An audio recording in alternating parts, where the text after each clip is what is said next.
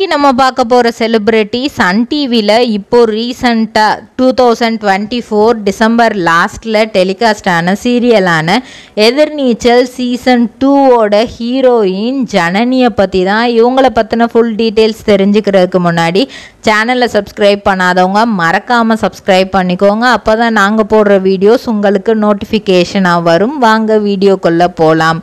ஜனனி இவங்க இப்போது ஏற்கனவே ஜனனியாக நடித்தவங்களுக்கும் மதுமிதா நடிச்சிருப்பாங்க. இப்போது இவங்க நடிக்கிறாங்க. ஸோ நிறைய ஃபஸ்ட்டு இவங்க ரெண்டு பேருக்குமே மக்கள் நிறைய கம்பேரிசன், அவங்க நடிச்சிருந்துருக்கலாம், இல்லை இவங்க தான் இப்போ பெஸ்ட்டாக இருக்காங்க, ஒரு சிலர் இவங்க தான் பெஸ்ட்டாக இருக்காங்கன்னு சொல்கிறாங்க, ஒரு சிலர் ஹீரோக்கு இவங்க ஆப்ட் ஆகலை, ஹீரோவை விட பெரிய பொண்ணு மாதிரி தெரியுறாங்க, அவங்க தான் கரெக்டாக இருந்தாங்க அப்படின்னு பாசிட்டிவ் அண்ட் நெகட்டிவ்ஸ் நிறைய சொல்லிக்கிட்டே வராங்க. எதிர்நீச்சல் ரொம்பவே ஸ்பீடாக போயிட்டு இருந்த ஒரு சீரியல். மாரிமுத்து இருந்தப்போ அவர் இருந்ததுனால தான் நாடகம் அப்படியே ரொம்ப ஹையில் போச்சு. நந்தினி அவங்க ரெண்டு பேரோட அந்த இது கான்வர்சேஷன் ரொம்ப அழகாக இருக்கும். அதனால டிஆர்பிலையும் ரொம்பவே மேலே இருந்தது. ஸோ அதுக்கப்புறம் எதிர்பாராத விதமாக அவர் இறந்ததுக்கப்புறம் அந்த சீரியலை பெருசாக மக்கள் மத்தியில் ரீச் இல்லை. என்ன தான் காமெடி பண்ணாலும், காமெடியாக கொண்டு போனாலும் பெரிய அளவுக்கு ரீச் இல்லை. அவருக்கு பதிலாக வேற ஒருத்தரை போட்டு கூட அந்த நாடகம் ரீச் ஆகலை. ஸோ டோட்டலாக கொஞ்சம் வேறு மாதிரி எடுக்கணும் அப்படின்னு சொல்லிட்டு டைரக்டர் திருசெல்வம் அவர்கள் டோட்டலாக கதையை இப்போ மாற்றி சீசன் 2 அப்படின்னு சொல்லி கொண்டு வந்திருக்காங்க.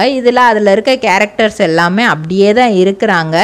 ஜனனி அப்படிங்கிற ரோலுக்கு மட்டும் மதுமிதாக்கு பதிலாக பார்வதி அப்படிங்கிறவங்கள மாற்றியிருக்காங்க. இவங்களோட அப்பா பெயர் வெங்கட்ரமணன், அம்மா பெயர் புஷ்பகலா. இவங்க கோயம்புத்தூர் பொண்ணு தான். 1990 டிசம்பர் மாதம் 29 பிறந்திருக்கிறாங்க. இவங்களுக்கு மஞ்சு கௌரி அப்படின்னு 2 பெஸ்ட் ஃப்ரெண்ட்ஸ் இருக்காங்க. ஏன்னா இவங்க ஃபுல் அண்ட் ஃபுல் ட்ராவல் இவங்களுக்கு ரொம்பவே பிடிக்குமா. ஊர் சுற்றுறது அப்படின்னா அவ்வளோ ஆசையாக இருக்குமாம். இவங்க நடிக்கிறதுக்கு ஆசைப்பட்டாங்களா அப்படின்னு கேட்டால் நடிக்கிறதுக்கெலாம் ஆசைப்படல, நல்லா படித்து பெரிய லெவலில் வரணும் அப்படின்னு தான் ஆசைப்பட்டிருக்காங்க. ஃபஸ்ட்டு ஆல்பர்னியா மெட்ரிக் ஸ்கூலில் படிச்சிருக்கிறாங்க. அதுக்கப்புறம் மணி ஹையர் செகண்டரி ஸ்கூலில் படிச்சிருக்கிறாங்க. அதுக்கப்புறம் டிகிரி படிக்கணும் அப்படிங்கும்போது பேங்க் லைனில் போகணும், இல்லை ஃபினான்ஷியல் டிபார்ட்மெண்ட்டுக்குள்ளே போயிடணும் எப்படியாது அப்படின்னு சொல்லிட்டு பிகாம் எடுத்து படிக்கிறாங்க. எங்கன்னா ஹிந்துஸ்தான் ஆர்ட்ஸ் அண்ட் சயின்ஸ் காலேஜில். ஃபஸ்ட்டு இவங்க வேறு காலேஜ் தான் ஆசைப்பட்டிருக்காங்க. பட் அந்த காலேஜ் கிடைக்கல. ஸோ பிகாமில் கார்ப்பரேட் செக்ரட்டரிஷிப் அப்படிங்கிற கோர்ஸ் எடுத்து பண்ணுறாங்க. ஸோ 3 இயர்ஸ் அதை நல்லா பண்ணிகிட்ருக்காங்க. பண்ணிகிட்ருக்கும்போதே டிஎல்எஃப் அப்படிங்கிற ஒரு ஐடி கம்பெனிலையும் வேலை கிடைக்கிது. அந்த ஐடி கம்பெனியில் ஒரு 6 மாதம் வேலை பார்க்குறாங்க. அந்த லைஃப் ஸோ ஐடி ஃபீல்டு அப்படிங்கிறது என்ன தான் சேலரி பேசிஸில் அது ஹை சேலரி, நல்லா லக்ஸூரியஸ் லைஃப் நம்ம வாழலாம் அப்படின்னாலுமே நிறைய வித டென்ஷன் அண்ட் ப்ரெஷர் நம்மளுக்குள்ளே இருந்துக்கிட்டே இருக்கும். ஸோ இவங்களுக்கு அதெல்லாம் பிடிக்கல. அவங்க ஃபஸ்ட்டு பிடிச்சி தான் உள்ளே வந்தாங்க. அதுக்கப்புறம் ஒரு 6 மாத வேலைக்கு அப்புறம் இல்லை இது நம்மளுக்கு வேண்டாம், நம்ம ஏன் ஆங்கரிங் ட்ரை பண்ணக்கூடாது, பொதுவாக எல்லாருக்கும் நடிக்கிறதுக்கு தான் பிடிக்கும், சீரியலில் நடிக்கணும், சினிமாவில் நடிக்கணும், இப்படி தான் யோசிப்பாங்க. இவங்க ஆங்கரிங் சூஸ் பண்ணியிருக்காங்க. அதுக்கு முக்கியமான காரணம் விஜே அர்ச்சனா அவர்கள். அர்ச்சனா அவங்க சின்னதில் இருந்தே அவங்களோட அந்த பேச்சு, இது காமெடி பண்ணுறது, அந்த ஆங்கரிங்லேயே நல்லா காமெடி பண்ணுறது, இந்த மாதிரிலாம் ரொம்ப பிடிக்குமா. அவங்கள தான் ரொம்ப இன்ஸ்பயர் பண்ணிகிட்டே வந்திருக்காங்க. அப்புறம் விஜய் டிவியில் கோபிநாத் அவரை ரொம்ப பிடிக்குமா. அவர் பேசுகிற விதம், ஒவ்வொருதையும் டெலிவர் பண்ணுற விதம் ரொம்ப அழகாக இருக்கும். ஸோ அதனால் எனக்கு சீரியல் சினிமாவில் எனக்கு வாய்ப்பு வேணாம், எனக்கு நல்ல ஆங்கராக இருந்தால் போதும் அப்படின்னு தான் ஆசைப்பட்டிருக்காங்க.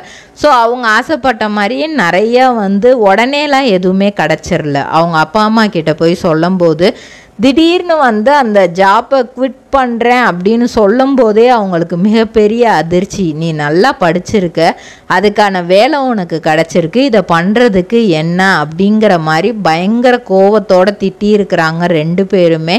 இல்லைப்பா, எனக்கு வந்து நிறைய டென்ஷன் ப்ரெஷராக இருக்குது, நான் இதை தாண்டி என்னோடய ப்ரொஃபஷனை நான் டோட்டலாக மாற்றணும்னு பார்க்குறேன், நான் வந்து ஆங்கரிங் ஃபீல்டில் போகலான்னு பார்க்குறேன், சினிமா அந்த சைடு ட்ரை பண்ணலான் இருக்கேன் அப்படிங்கும்போது அவங்க அப்பா வந்து உனக்கு இது ப்ரெஷராக இருந்தால் நீ வேறு ஒரு ஒர்க் பாரு, ஐடி ஃபீல்டு ப்ரெஷராக இருந்தால் அதுக்கு ஈக்குவலாக வேறு இருக்கும்ல, அதை பாரு, அதை விட்டுட்டு நீ வந்து ஆங்கரிங் போகிறேன்னு சொன்னால் எப்படி அப்படிங்கிற மாதிரி அவங்களுக்குள்ள நிறைய கான்வர்சேஷன் போயிருக்கு. கடைசியாக வந்து அப்படி இப்படின்னு பேசி வந்து நான் ஆங்கர் தான் ஆவேன்னு முடிவு பண்ணிட்டாங்க. ஸோ ஆங்கர் ஆவேன்னு சொன்னதுக்கப்புறம் அதை எப்படி அந்த சான்ஸை தேடுறது, வீட்டில் ஒத்துக்கிற வச்சாச்சு, இப்போது நம்ம எப்படி போகிறது, இதுக்கப்புறம் நம்ம அந்த இதை எப்படிரா கொண்டு போகிறது அப்படின்னு யோசிக்கும் போது தான் வந்து இவங்களுக்கு சைமா அவார்ட்ஸுன்ற பெரிய அவார்ட்ஸில் இது ஆங்கர் பண்ணுறதுக்கான வாய்ப்பு கிடைக்கிது. அது இன்னொரு ஆங்கர் மூலியமாக தான் கிடைக்கிது. அவங்க வந்து இவங்களுக்கு ஃப்ரெண்டாக இருந்திருக்கிறாங்க. ஸோ அவங்கள வச்சு தான் வந்து இவங்க வந்து நம்ம எப்படியாவது ஒரு இதில் கிடச்சிருச்சுன்னா அதுக்கப்புறம் அதை வச்சு அடுத்த இதில் இது பண்ணிக்கலாம் அப்படின்னு முடிவு பண்ணி தான் வந்து அந்த ஆங்கரும் வந்து சொல்லியிருக்கிறாங்க, நீ வந்து பெஸ்ட்டாக பண்ண. அந்த ஆங்கர் வேறு யாரும் இல்லை, நம்ம பிக் பாஸில் இருந்த கதிரவன் அவர்கள் தான். அவங்க வந்து நான் உனக்கு சான்ஸ் வாங்கி தரேன், நானும் ஆங்கரிங் தான் பண்ணுறேன், என் கூட சேர்ந்து நீயும் ஆங்கர் பண்ணு அப்படிங்கிற மாதிரி இது பண்ணியிருக்காங்க. 2017 ஒரு காதலின் புது பயணம் அப்படிங்கிற ஒரு சின்ன ரோல் வந்து ஒரு படத்தில் நடிக்கிறதுக்கான வாய்ப்பு கிடைக்கிது. அதுவுமே இவங்க ஆங்கரிங் பண்ணுறதுக்கு தேடிட்டு இருந்த வாய்ப்பு தான். இருந்தாலுமே அவங்க நினச்சது என்னென்னா, அந்த படத்தில் நடித்தா எனக்கு ஏதாவது ஆங்கரிங் வாய்ப்பு கிடைக்குமா அப்படிங்கிறதா. பொதுவாக ஒரு படத்தில் நடித்தா அடுத்தடுத்த படத்துக்கு போகணுன்னு தான் நினைப்பாங்க. இவங்க அதில் நடித்தா எனக்கு ஆங்கரிங் வாய்ப்பு கிடைக்குமா அப்படின்னு நினச்சி ஒரு சின்ன ரோல் தான் அதில் பண்ணியிருக்காங்க. ஸோ அதன் மூலியமாக ஃப்ரெண்டானது தான் கதிரவன். அவங்களோட சேர்ந்து சைமா அவார்ட்ஸு எங்கே நடக்குது அப்படின்னா ஸ்ரீலங்காவில் நடக்குது. அங்கே பார்ட்டிசிபேட் பண்ணி நல்லாவே ஹோஸ்ட் பண்ணுறாங்க. கிட்டத்தட்ட கமல்ஹாசன் அவர்கள்லாம் வராங்க. அவர் கூட ஒரு ஃபோட்டோவாவது எடுத்துக்கணும், ஏதாவது ஒரு ஃப்ரேம்லையாவது நம்ம வந்துடணும் அப்படின்னு பார்த்தா இல்லை, அவங்களுக்கு ரொம்பவே டிசப்பாயின்மெண்ட்டாக இருந்துச்சு. ஐயோ, நம்ம இவ்வளோ தூரம் வந்து நம்ம இது பண்ணி நம்ம ஒரு ஃப்ரேமில் கூட வரலையே அப்படின்ட்டு. அதுக்கப்புறம் 2019 திரும்ப கத்தாரில் வந்து சைமா அவார்ட்ஸ் நடந்திருக்கு. ஸோ அப்போது திரும்ப கமல்ஹாசன் அவர்களை வந்து மீட் பண்ணுறாங்க. அப்போது நிறைய அவர்கிட்ட, சார் உங்களை வந்து நான் ஒரே ஒரு தடவை கட்டி பிடிச்சிக்கலாமா அப்படின்லாம், அந்த கட்டிப்பிடி வைத்தியம்லாம் எனக்கு இருக்கா அப்படிங்கிற மாதிரிலாம் கேட்டு இவங்களாவே கேட்டு வந்து இவங்க வந்து கமல்ஹாசன் அவர்களை கட்டி பிடிச்சிக்கிறாங்க. ஸோ அது இவங்களுக்கு மிகப்பெரிய சந்தோஷமாக இருந்தது தான். ஏன்னா அவர் அவ்வளோ பெரிய ஆக்டர், அவரை வந்து ரொம்பவே அவரோட படங்கள் இதெல்லாம் வந்து இவங்களுக்கு ரொம்ப பிடிக்குமா, எல்லா ஃபீல்டுலேயுமே அவர் டேலண்ட்டாக இருக்கார் அப்படிங்கிறது இவங்களுக்கு ரொம்பவே பிடிச்ச ஒரு விஷயமா. ஸோ இந்த மாதிரிலாம் சின்ன சின்னதாக ஆங்கர் பண்ணிகிட்டு இருந்தாங்க. இப்படி ஆங்கரிங் பண்ணிகிட்டு இருக்கும் போதே வந்து இவங்களோட சப்போர்ட்டிங் சிஸ்டம் அப்படின்னு பார்த்தா இவங்களோட தங்கச்சி ரேவதி அண்ட் அவங்களோட 2 ஃப்ரெண்ட்ஸ் மஞ்சு கௌரி, அவங்களோட சேர்ந்து நிறைய ஃபாரின் ட்ரிப்பெல்லாம் போகிறாங்க. இவங்க எங்கெல்லாம் ஆங்கரிங்க்கு போகிறாங்களோ அங்கெல்லாம் அவங்களையும் கூட்டிகிட்டு போயிடுவாங்களாம். ஸோ இந்த மாதிரி துபாய், தாய்லாந்து, மலேசியா, சிங்கப்பூர், அப்புறம் இங்கே நம்ம தமிழ்நாட்டுக்குள்ளே மதுரைலாம் போயிருக்காங்க. ஸோ மதுரை எப்போ போகிறாங்கன்னா அவங்க சீரியல் நடித்த டைமில் தான் மதுரைலாம் போகிறாங்க. மற்றபடி இந்த அவார்ட் ஃபங்க்ஷன்ஸ் எல்லாமே மலேசியாவில் தான் நடக்குது. எப்படி உங்களுக்கு இவ்வளோ பெரிய மலேசியா, சிங்கப்பூரில் நடிக்கிற இதெல்லாம் ஆங்கரிங்கில் வாய்ப்பெலாம் கிடச்சிச்சு அப்படின்னா இவங்க சன் டிவியில் ஆங்கராக ஒர்க் பண்ண ஆரம்பித்தாங்க. சின்ன சின்னது தான், காலையில் நடக்கிற காலை வணக்கம் இந்த மாதிரி செலிப்ரிட்டியை இன்டர்வியூ பண்ணுறது இந்த மாதிரி இதில் தான் வந்து ஆங்கரிங் பண்ணிகிட்டு இருந்திருக்காங்க. அது மூலியமாக இவங்க நல்லா ஆங்கரிங் பண்ணுறாங்கன்ட்டு இவங்களுக்கு அடுத்தடுத்த வாய்ப்பு கிடச்சிருக்கு. இவங்களுக்கு ஸ்போர்ட்ஸில் வந்து பேட்மிண்டன், செஸ், கேரம் இதெல்லாம் வந்து ரொம்ப பிடிக்குமா. இவங்க பக்கா வெஜிடேரியனாக, நான்வெஜ் அப்படிங்கிறது சுத்தமாக பிடிக்காதான். அதுவும் தயிர் சாதம்னா வந்து அவ்வளோ பிடிக்குமா. 3 நேரத்துக்கு அதுவே இருந்தால் கூட எனக்கு போதும் அப்படிங்கிற அளவுக்கு வந்து இது பண்ணியிருக்காங்க. இவங்க சன் டிவியில் மட்டும் ஆங்கரிங் பண்ணலை, விஜய் டிவி, ஜி தமிழ் அப்படின்னு சொல்லிட்டு 2 பெரிய பெரிய சேனல்ஸ்லையுமே, சன் டிவியை தாண்டி அடுத்த 2 பெரிய சேனல்ஸ்லையும் இவங்க ஆங்கராக ஒர்க் பண்ணியிருக்காங்க. 2021 புது அர்த்தங்கள் அப்படிங்கிற ஒரு சீரியலில் நடிக்க வாய்ப்பு கிடைக்கிது. அதுவும் நம்ம தேவயானி மேடத்தோட. கோலங்களுக்கு அப்புறம் அவங்க ஒரு சீரியல் நடிக்கிறாங்கன்னா அது இந்த சீரியல் தான். பல வருஷம் கழித்து திருசெல்வம் அவர்கள் வந்து ஃபஸ்ட்டு கோலங்கள் எடுத்தார். அப்போது கன்வின்ஸ் பண்ணி தேவயானி மேடத்தை நடிக்க வச்சுட்டு இந்த இதில் வந்து இவங்க வந்து தேவயானி மேடம்னு கூட கூப்பிட மாட்டாங்களாம், தேவு அப்படின்னு தான் கூப்பிடுவாங்களாம் ரொம்ப செல்லமாக. ஏன்னா ஒரு பாசமான மாமியாராக தான் வந்து அதில் தேவயானி மேம் நடிச்சிருப்பாங்க. பவித்ரா அப்படிங்கிற ரோல் இவங்க படுத்திருப்பாங்க. அதுக்கப்புறம் வந்து 2023 நீ நான் அவள் அப்படிங்கிற வெப் சீரிஸ் பண்ணியிருப்பாங்க. இதில் வந்து நம்ம விஜய் டிவி ராஜாராணி சீசன் 2ல் சரவணனுக்கு தம்பியாக நடித்தவங்க வந்து கூட நடிச்சிருப்பாங்க. அதுக்கப்புறம் இப்போது எதிர்நீச்சல் சீசன் 2ல் வந்து திருசெல்வம் அவர்கள் வந்து நீ பண்ணுமா அப்படின்னு சொல்லி கூப்பிட்ருக்காரு. ஏன்னா வந்து தேவயானி நடிக்கிறாங்க அப்படிங்கும்போது அந்த சீரியலை வந்து இவர் ரொம்பவே நல்லா பார்த்துருக்காரு. அப்படி பார்க்கும்போது இந்த பொண்ணோட நடிப்பு திறமை நல்லா இருக்கே அப்படின்ட்டு தான் வந்து ஹீரோயினுக்காக இவங்கள சூஸ் பண்ணியிருக்காங்க. இவங்க வந்து ரொம்ப ஃபேமஸ் ஆனது அப்படின்னு பார்த்தா அர்ஜுன் தாஸோட ப்ரொபோசல்னால தான். வாத்தி கம்மிங் அப்படிங்கிற ப்ரோக்ராம் 2021 நடந்துச்சு. அதில் அர்ஜுன் தாஸ் வந்து இவங்களுக்கு ப்ரொப்போஸ் பண்ணியிருப்பார். அந்த மாதிரி ஒரு செக்மெண்ட் வச்சுருப்பாங்க. அந்த செக்மெண்ட் மூலியமாக தான் வந்து இவங்க நிறைய வெளியே தெரிய ஆரம்பிச்சிருக்காங்க. இவங்க லைஃப்பில் நடந்த ஒரு ஒஸ்ட் எக்ஸ்பீரியன்ஸ் அப்படின்னா இவங்களுக்கு தண்ணி அப்படிங்கிறது வந்து ரொம்பவே பிடிக்குமா. ஒரு அருவியாக இருந்தாலும் சரி, ஒரு பீச்சாக இருந்தாலும் சரி, கடல், எந்த இதில் தண்ணியை பார்த்தாலும் போய் உடனே அதில் குதித்து விளையாடணும் அப்படிங்கிறது தான் இவங்களுக்கு ஆசையாக இருக்குமோ. ஆனால் அதுவே ஆபத்தாகவும் அமைஞ்சிச்சான். இவங்களுக்கு வந்து ஸ்விம்மிங் தெரியாதான்.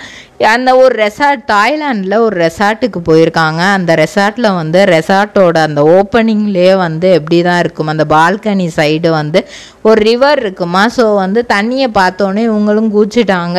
ஸோ அந்த இடத்துல வந்து அந்த ரிவர் வந்து போயிட்டே இருந்திருக்கு. ரோப் இருக்குது, நம்மளுக்கு வந்து ஜாக்கெட் எல்லாம் கொடுத்துருக்காங்க, சேஃப்டி ஜாக்கெட் கொடுத்துருக்காங்க, ஒன்றும் பிரச்சனை இல்லை. அப்படிங்கும்போது அது எங்கேயாவது ரெசார்ட்டோட எக்ஸிட்டில் அது முடிஞ்சிரும் அப்படின்னு பார்த்தா அந்த ரிவர் வந்து அடுத்து கண்டினியூ ஆகி போயிட்டே இருக்குது. ஸோ எப்படி நம்ம வெளியே வர்றது? ஏன்னா இவங்களுக்கு ஸ்விம்மிங் தெரியாது. அங்கேருந்து திரும்ப நம்ம வெளியே வர முடியாது. அவங்க ஃப்ரெண்டுகிட்ட கத்தியிருக்காங்க, என்னை காப்பாற்றுன்னு. என்ன எப்படி தான் காப்பாற்றுறது அப்படின்னு தெரில. மெதுமெதுவாக அங்கேருந்து ஒரு மரத்தை போய் பிடிச்சி தொங்கியிருக்காங்க. இவங்க நினச்சது வந்து இது ரொம்ப ஹைட்டாக இருக்கும், கீழே விழுந்தா நம்ம வந்து முதலையிட்ட மாட்டிக்கிற வேண்டியதான், முதல்ல நம்மளை கடிச்சிடும். முன்னாடி உள்ள தண்ணியில் இறங்கும்போது அதெல்லாம் தோணலையா, ரொம்ப ஜாலியாக இருந்திருக்கு. அதுக்கப்புறம் தான் இது நடுவாக இருக்குது, எனக்கு இதில் முதல்லலாம் இருந்தால் இப்போ நம்ம என்ன செய்ய போகிறோமோ அப்படின்னு இது பண்ணியிருக்காங்க. கடைசியில் பார்த்தா அவங்க ஃப்ரெண்டு ஒரு போட் அரேஞ்ச் பண்ணி அவங்கள கூப்பிடுறதுக்காக போயிருக்காங்க. அப்போ போட்டில் ஏறுறதுக்காக காலை கீழே வச்சா கிட்டத்தட்ட அவங்களோட ஒரு பாதி உடம்புக்கு தான் தண்ணியே இருந்திருக்கு. அவங்க வந்து இதுக்கா நம்ம இவ்வளோ பயந்தோம், நம்ம இவ்வளோ இதாயிட்டோமே, ஒரு பயத்தினால நம்ம அடுத்து எதுவுமே யோசிக்க முடியலையே அப்படிங்கிற மாதிரி ரொம்ப பேனிக் ஆகிட்டாங்க. ஸோ அப்போ தான் முடிவு பண்ணாங்க, எந்த இதை நினச்சுமே எப்போவுமே பயப்படக்கூடாது, பயந்தால் நம்ம நெக்ஸ்ட் ஸ்டெப் யோசிக்கவே முடியலை, எந்த பிரச்சனையாக இருந்தாலுமே பயப்படாமல் அதை ஹேண்டில் பண்ணணும் அப்படின்னு மட்டும் யோசிச்சுருக்குறாங்க. அவங்களுக்கு இப்போதான் 2 சீரியல் வந்து கமிட் ஆகி அவங்க நடிச்சிட்ருக்காங்க. இதே மாதிரி நிறைய சீரியல்ஸ் அவங்களுக்கு, ஏன்னா ஆசை வந்து ஆங்கரிங் தான். ஆனால் இப்போ சீரியலுக்குள்ளே வந்ததுக்கப்புறம் இதுக்கப்புறம் இதே மாதிரி நிறைய ஸ்கிரிப்ட் வந்தால் நடிக்கலாம் அப்படிங்கிற ஒரு ஆசை ஏற்பட்டிருக்கு. ஸோ நிறைய சீரியல்ஸ் அவங்களுக்கு கிடைக்கணும் அப்படின்னு நம்மளோட பெஸ்ட்டு விஷஸை தெரிவிச்சுக்கிருவோம். இதே மாதிரி பல செலிப்ரிட்டிஸோட பயோகிராஃபி தெரிஞ்சுக்கிற சேனலை மறக்காமல் சப்ஸ்கிரைப் பண்ணிக்கோங்க.